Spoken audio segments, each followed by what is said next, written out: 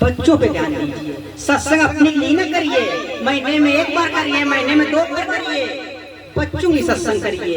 ये ध्यान रखिए कि जैसा हम करेंगे वो वैसा ही असर हमारे बच्चों पे पड़ेगा, वैसा ही असर पड़ेगा जैसा हम करेंगे। हमको कौन ताकेगा, हमारी नैया कौन पार लगाएगा? कि जो आज का भविष्य बैठा है यही नैया पार लगाएगा। पर हमने क्या किया?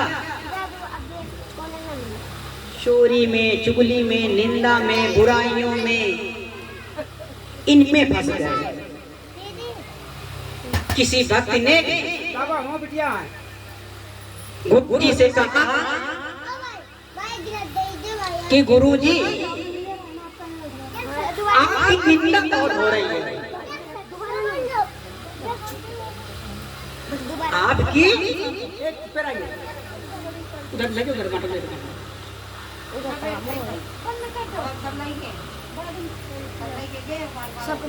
अभी बैठ जाए, थोड़ी देर बाद बात करना, जब सत्संग खत्म हो जाता है तो देना। अभी किसी ने कहा गुरुजी आपकी निंदा बहुत हो रही है और निंदा चल रही है। कोई किसी की निंदा करता है, कोई किसी गुरु की निंदा करता है। भजन कहाँ बन रहा है? भजन नहीं हो रहा है, यहाँ तो जलन हो रही है। जलन कैसी है कि फलाने का सत्संग हो रहा है तो उनका सत्संग हम नहीं सुनेंगे, हमारे वाले नहीं। इसी बात का जलन है, जलन है, भजन नहीं है। तो उन्होंने कहा आपके ऐसी बात कहिए, उसको जवाब दीजिए, ऐसा जवाब दीजिए। तो गुरु जी ने कहा कि एक बात बताइए, अगर आपको गधा लात मारे तो क्या मारोगे? बोलिए, नहीं मारोगे ना। आपका कुत्ता भौंके तो क्या भौंकोगे? नहीं भौंकोगे। बिजली आकाश में गरजती हुई चली कि मैं जा रही हूँ समुद्र में गिर करके और भाप बना करके उसे उड़ा दूंगी, पर वो समुद्र में जाती है तो ठंडी पड़ जाती है, ठंडी पड़ गई और समाप्त हो गई। जब दुष्ट व्यक्ति जो होता है और दूसरे का विध्वंस होता है, मतलब दूसरे का जो नुकसान करने के लिए बड़ा त्रिविक्रम सोचा करता है कि इनका ऐसा नुकसान कर देंगे, उनका ये नुकसान करेंगे, उनका ये करेंगे। दुष्ट व्यक्ति इसी में लगा रहता है, दूसरे की भला नहीं करता है, दूसरे का बुरा करने में ही लगा रहता है। क्योंकि आपकी जो जितनी बुराइयां जानता होगा वो उतनी ही बुराई करेगा। कम बुराई जानता होगा तो कम करेगा, ज्यादा जानता होगा तो ज्यादा करेगा। इसलिए तुम्हें अगर कोई, आप इस अहंकार में रहते हो कि हमें कोई बुरा ना करे, आपको कोई गलत कह दे, आप ऐसे हो तो आपको बड़ा बुरा लगेगा। और जब आपको गलत लगेगा तो आप उनसे बात करना छोड़ दोगे, लड़ाई झगड़ा कर लोगे। लड़ाई झगड़ा आपने क्यों किया? आपको बुरा लगा। क्यों बुरा लगा? कि आपने हमको ऐसी बात क्यों कही और हमको कोई गलत बात ना कहे। ये अहंकार आपके अंदर रहता है हमेशा, और न गलत बात कहने के लिए आपके अंदर हमेशा अहंकार बना रहता है, तो आप किसी से बात करना छोड़ देते हो। ये अहंकार हमेशा बना रहता है। और जब आपको कोई बुरा कह देता है, गलत बात कह देता है, तो आप तेज की तरफ पहुंच जाते हो कि फलाने ने हमको क्यों ऐसी बात कही। इसका मतलब हमारे अंदर बुराई है, इसका मतलब है तुम्हारे अंदर बुराई है, तभी तो खोल गए। अगर बुराई होती ना तो आप खोलते नहीं। जब आपकी सारी बुराइयां समाप्त हो जाएंगी, जब आप शीतलता गंभीरता में हो जाओगे, जब आपको कोई बुरा भी कहेगा ना तो आपको बुरा नाराज नहीं होगे, आप मुस्कुरा दोगे, आप हंस करके उसकी बात को टाल दोगे। आपको बुरा नहीं लगेगा जब आपकी सारी बुराइयां खत्म हो जाएंगी। लाओ भाई दे। अभी अभी मिलेगा, ठीक है, अभी बुला लिया जाएगा। अभी सबको प्रसाद मिले तो बुला लिया जाएगा, बांटा जाएगा, अभी बुला लिया जाएगा। ठीक है भैया, बच्चों वो बैठो, अभी बुला लिया जाएगा सबको। हाँ चलो, अभी बुला लिया जाएगा। ठीक ठीक ठीक है, अभी बुला लिया जाएगा सबको। हाँ ठीक है, सबके लिए बन रहा है। ठीक, अभी बुला लिया जाएगा, बैठो। एक बात याद रखना, निर्दोष चित्त में जिसका चित्त साफ सुथरा होता है उसके दिल में कभी वो घबराहट नहीं होती है। कोई जरा से गलत भी कह देगा, बुरा भी कह देगा, वो ध्यान नहीं देता है, उसके पास टाइम ही नहीं है। जिसका चित्त एकदम साफ सुथरा होता है कभी बुरा नहीं मानेगा। और जो सच्चा साधक होता है, जो वास्तव में आप अगर गुरु करें, गुरु की भक्ति, हकीकत में गुरु की भक्ति कर रहे हैं, सच्ची भक्ति कर रहे हैं, तो जो वास्तव में सच्चा भक्त होता है तो अपनी त्रुटियों को, मतलब अपनी गलतियों को वो निरंतर देखता रहता है। उसके बाद दूसरे की बुराइयों को देखने के लिए, सुनने के लिए टाइम ही नहीं है। वो अपनी बुराइयों को देखने में समय बिता रहा है कि कहीं हमसे कोई गलती तो नहीं हो रही है, निरंतर देखता रहता है। और जो सिद्ध पुरुष होता है वो जीवन भर साधक बना रहता है। साधक मतलब जो गुरु ने बता दिया उसी बात में अटल रहता है। गुरु ने कहा आपको शाकाहारी रहना है तो आपको शाकाहारी ही रहना है। गुरु ने कहा आपको गाली नहीं देना है तो आपको गाली नहीं देना है। किसी की निंदा नहीं करनी है, किसी की निंदा नहीं करनी है। जो साधक होता है हमेशा उस साधक पे बना रहता है, हमेशा निरंतर ध्यान रखता है कि कहीं कोई गलती तो नहीं हो रही है। और गलती कि गलती जिससे कभी न हो और भगवान उसी को कहते हैं। और गलती करे सुधर जाए इंसान उसी को कहते हैं। और गलती करे नहीं सुधरे और शैतान उसी को कहते हैं। और माँ बाप गुरु की सेवा करे तो संतान उसी को कहते हैं, संतान उसी को कहते हैं। भगवान कौन है? जो किससे गलती नहीं होती है और गलती करे सुधार लाए, वो इंसान है। आप भगवान ढूंढते हो कि भगवान हमें मिल जाए, आप भगवान को ढूंढ रहे हो। कब से ढूंढ रहे हो कि युग युग से हम खोज रहे हैं और सुरपति के भगवान को, और किंतु न पाया अब तक हमने धरती के इंसान को। अरे भगवान को खोजना तो बड़ी दूर की बात है, पहले तो धरती में जो इंसान है उसी को खोज लो। अभी तक धरती के बाद जो इंसान है उसको ही खोज तो पाए नहीं, और भगवान को कहां खोज लोगे? भगवान को देखा है कैसा है, कैसा नहीं है, किसी ने नहीं देखा। हमने गुरु को देखा है, सदगुरु को देखा है, ये मानते हैं कि ऐसा इस प्रकार का भगवान होता है। और इंसान कैसा ढूंढे हम? अगर धरती में कहा जाए कि इंसान को ढूंढो, किस इंसान को ढूंढे, किस इंसान को ढूंढे? और इंसान ही तो इंसान भगवान से मिलाता है। आपको गुरु तक कौन पहुंचाया? कोई इंसान ही होगा। आपने गुरु की रास्ता कौन बताई? कोई इंसान ही तो होगा।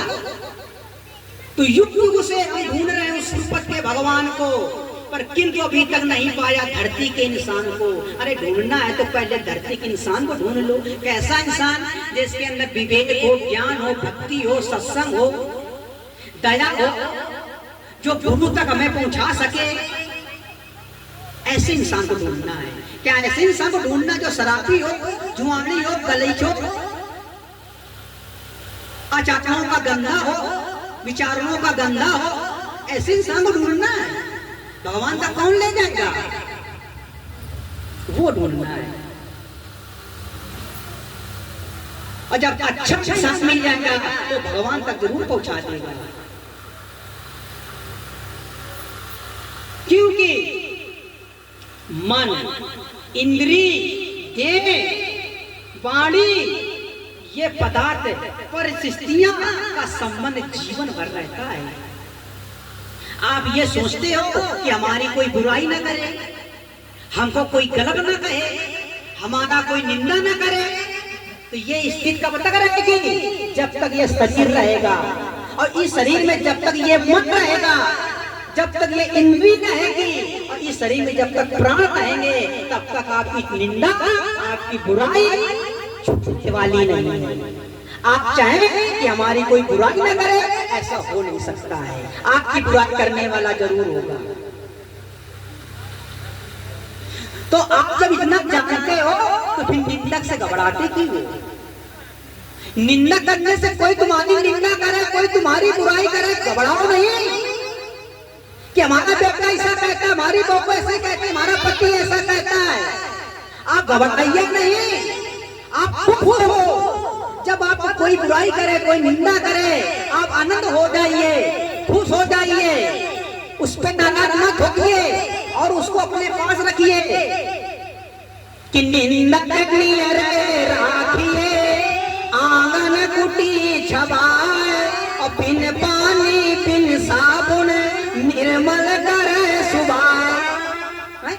माता जो होती है, माता ने तुम्हारे मल मूत्र को अपने हाथों से धोया है, परंतु जो निंदक होता है तुम्हारे मल को अपने मुख से धोता है।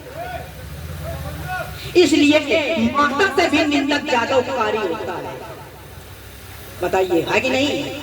जो माता होता है बच्चे का मल मूत्र अपने हाथों से धोती है, और निंदा जो करने वाला होता है, तुम्हारा मल जो होता है अंदर भरा होता है, वो अपने मुंह से धोता है। बताइए, तुम्हारी निंदा कर करके, पता करके, तुम ऐसे हो, तुम वैसे हो, तुम ये करते हो, कितना तुम्हारा वो चाहता है कि तुम हमसे अच्छे बन जाओ, तभी तो वो आपको बताता है। आपके अंदर अच्छाइयां तो अच्छाइयां बताता है। इसका मतलब है अगर आपकी कोई बुराई कर रहा है तो इसका मतलब कोई कमी है आपके अंदर, है? बुरा ना मानना उसको, अपने और पास में रखना, उसकी सेवा करना और हाथ जोड़ना, प्रभु आप हमसे जो गलती हो हमको जरूर बताते जाना। अब आपको कोई कहते तो आप उस पर मारने लिए आप भी हो जाते हो, गरियाने लगते हो कि आपने हमको ऐसा क्यों कहा है। अरे उसको सुधारना है तो अपने आचरणों से सुधारो उसको।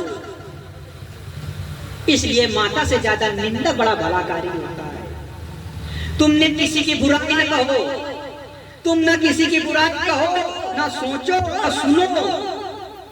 बुरी बातों को सोचने से, कहने से, इससे अपने संस्कार खराब होते हैं। कहो नहीं, न सुनो। ये तो बात इन तक तो ठीक है, गुरु जी ने कहा कि सोचो भी तक ना, कि कहने के बाद छोड़ दीजिए और सुनने के भी बात छोड़ दीजिए। उन्होंने यहाँ तक कहा कि सोचना भी ना, किसी की बुराई में सोचना कि फलाना ऐसा ठिकाना ऐसा, भी उसके बारे में न सोचना। अगर सोच भी लोगे तो जितने तुम्हारे संस्कार हैं गुरु भक्ति, वो सब बेकार हो जाएगी। बेकार नहीं हो जाती है। अभी ने आपने कहा कि हम माला करते हैं, अभी किसी ने हमसे बताया कि हमारा माला नहीं बनता है और बड़ी चिंता है, लड़का ने ऐसे कह दिया। तो उसकी जो बुराइयां हैं उन्होंने सोचा। जब सोचने में ये हाल है तो वो तो कह रहा है और तुम सुन भी रहे हो, तो संस्कार आपके कहां से सही हो जाएंगे, कहां से भक्ति बन जाएगी? नहीं बनने वाली है। याद रखना, प्रतिदिन एक नई क्रिया समुच्चय जीवन का रूप लेती है। जो आप कार्य करते हो, आप सत्संग सुन रहे हो, ये कल का रूप ले लिया। जो सत्संग सुन रहे हैं आप लोगों ने, कल का जीवन का रूप ले लिया। जीवन का रूप क्या ले लिया? यहाँ सत्संग सुना कि हमको बुराई नहीं कहना है, तो आप बुराई नहीं कहोगे। आज के बाद बुराई सुनना भी नहीं है तो बुराई सुनोगे भी नहीं, यहाँ तक सोचना भी नहीं है। अब बोलिए, जब सोचोगे कहोगे नहीं, किसी से लड़ाई झगड़ा होगा? कहीं नहीं होगा। कुछ लेना ना देना, मगन रहना, ना किसी की बुराई लेना, ना किसी को बुराई देना, ना सुनना, प्रभु के गुरु के भजन में मगन रहना। तो बोलिए, आपको फायदा हुआ कि लाभ? हानि हुआ कि नहीं हुआ? ये लाभ हुआ। ये कल का जीवन बना के नहीं पीना। जो अपने आप को दूसरे की बुराइयों में, दूसरे की निंदा में, कहने में, सुनने में, बोलने में जो हमेशा अपने आप को डाल के रखता है ना, वो हमेशा निरंतर बनाता रहता है। देख लीजिए, जो इंसान हमेशा निंदा करता हो, जो हमेशा गाली देता हो, जो हमेशा शराब पीता हो, जो जुआ खेलता हो, जो लड़ाई झगड़ा करता हो, वो हमेशा तो किस तरह का नाता घूमता है? कोई उसे पसंद करता है? बोलिए, कोई पसंद करता है? और सबसे दूर भागते हैं। वो समाज में चला जाता है, निरंतर जीवन भर का नाता रहता है। इसलिए अपनी बुराइयों को, और हम अपनी बुराइयों को देखने में अंधे हो जाते हैं। दिखाई नहीं देता हमको अपनी बुराई, और जब दूसरे की बुराई देखते हो, हजार आंखें हो जाती हैं हमारे अंदर। दूसरे की निंदा करने में हजार हो जाते हैं, और दूसरे की बुराई देखने में, दूसरे के अवगुण देखने में हजार आंखें हो जाती हैं। पर अपनी बुराई देखने में, अपनी बुराई देखने में, सुनने में, अपने अवगुण देखने में हम अंधे हो जाते हैं और बहरे हो जाते हैं। ये समझिए कि अपने का त्याग करे कबहू नहीं, कि हम का गुण की ना है, और दूसरे के गुण ढूंढ रहे हो, पर अपने का ध्यान न देना है। कहानी कहाँ बिगड़ गई? अपने को कभी ध्यान नहीं दिया है। अरे किसी को बुराइयों का जवाब देना है तो अपनी अच्छाइयों से जवाब दो। आप कुछ ना करिए, 1 घंटा के लिए एकांत बैठ जाइए, कागज ले लीजिए, एक कलम ले लीजिए। 1 घंटे में जो आपके मन में खुरापात की बातें जैसी हो, मन में आए, जो मन में संकल्प आए, एक कागज में लिखते जाइए ईमानदारी से। और फिर वही कागज आप देखिए, दूसरे को क्या पढ़ा सकते हैं? नहीं पढ़ा पाएंगे। आपके अंदर इतने खुरापात आएंगे 1 घंटे के बीच में कि वो कागज आप दूसरे को पढ़ा नहीं सकते हो। सारी खुरापातें आप 1 घंटे में पता चल जाएगा। तब बताइए, 1 घंटे में आपके अंदर इतनी खुरापातें हैं, किसी को पढ़ा नहीं सकते, किसी को बता नहीं सकते हैं, तो आप इतनी बुराइयां करते हो, दूसरे के बारे में इतनी निंदा करते हो, दूसरे की चुगली करते हो, तो आप उन लोगों से कितने अचेत हो। आप कि चोरी चुगली निंदा करियो तो बीमारी धन लेवेगी, और दुनिया मार गड़ो नाक मगर कहीं ठीक नहीं हो पावेगी। अगर बुराई करोगे तो चिंतित हो जाओगे, परेशान हो जाओगे, सुख नहीं मिलेगा, गुरु की भक्ति नहीं हो पाएगी। यही सबसे तो मुक्त होना है हमको। जो निर्मल मन का होता है उसमें कोई खुरापात नहीं होता है। जो वास्तव में निर्मल मन का होता है, कोई खुरापात नहीं होता। और दूसरे की खुरापात है, जब तुम्हारे मन में कोई खुरापात है नहीं, आप निर्मल मन के हो, आप गुरु के शरण में हो, आप गुरु की भक्ति करते हो, आप गुरु के अंश हो, तो आप दूसरे की बुराइयों को कह करके, सुन करके, ना सोच करके अपने मन को क्यों गंदा करते हो? ये मन तुम्हारी बुराइयों से गंदा नहीं हुआ है, तुम्हारे स्वयं बुरा बातों से गंदा नहीं है। ये मन तो तुम्हारा दूसरों की बुराइयों से, दूसरों की बुरा बातों से गंदा हुआ है। अरे इस मन में और संस्कार आपको नहीं डालना है। पहले वो जो पुराने संस्कार गंदे हो गए हैं, उनको तो सफा कर लीजिए। ये बुराइयां क्या जन्म से मिली थी क्या? जन्म से नहीं मिली थी। आपका निर्मल मन निर्मल था, आप स्वच्छ थे, आप में कोई अवगुण नहीं थे। पर यहाँ समाज में जब आए अच्छाइयाँ बुराइयाँ पा करके वो आपके संस्कार गंदे कर दिए। आप तो गुरु की भक्ति करते थे, आप शादी से पहले गुरु किए थे, गुरु की भक्ति करते थे, और जब शादी हुई तो पति शराबी मिल गया, नशेड़ी मिल गया। तो आपके अच्छे संस्कार थे, पर उसकी वजह से हमारे कुछ संस्कार गंदे हो गए, उस वजह से गंदे हो गए। इसलिए समय बहुत कम है, दूसरों के बुराइयों को देखकर कहकर कभी सुधारा नहीं जा सकता। अगर हम कहें कि आप ऐसे हो जाओ, हम आपकी बुराई बताएं, आपकी निंदा करें, आपको गलत कहें, आप सुधरने वाले नहीं हो। हम जितनी आपको गलत कहेंगे, किसी की निंदा करेंगे, जो ऊटपटांग कहेंगे, वो सुधरेगा नहीं।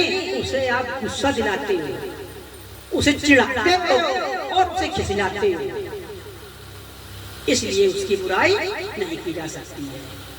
उसकी सुधार अपने आचरणों द्वारा सुधारा जा सकता है। जितना आचरण अपने अच्छे आचरण उस पर प्रभाव डालोगे वही असर करेगा। आप मुंह से कहकर अगर उसकी बुराई करोगे, बताओगे तुम ऐसे हो, वो वैसे हैं, तुम ये करते हो, तो सुधरने वाला नहीं है, जबकि और उसको गुस्सा आता है। इसलिए आचरणों का ध्यान दीजिए। जब किसी की बातचीत करते हो, जब आप किसी की बातचीत करते हो तो दूसरे की बुराई की चर्चा उसमें जरूर आती है। बोलिए, जैसे आप किसी की बातचीत करते हो आपस में, कभी ऐसा हुआ है कि जब आपस में बातचीत करो तो तीसरे की बातचीत का बुराई ना हो?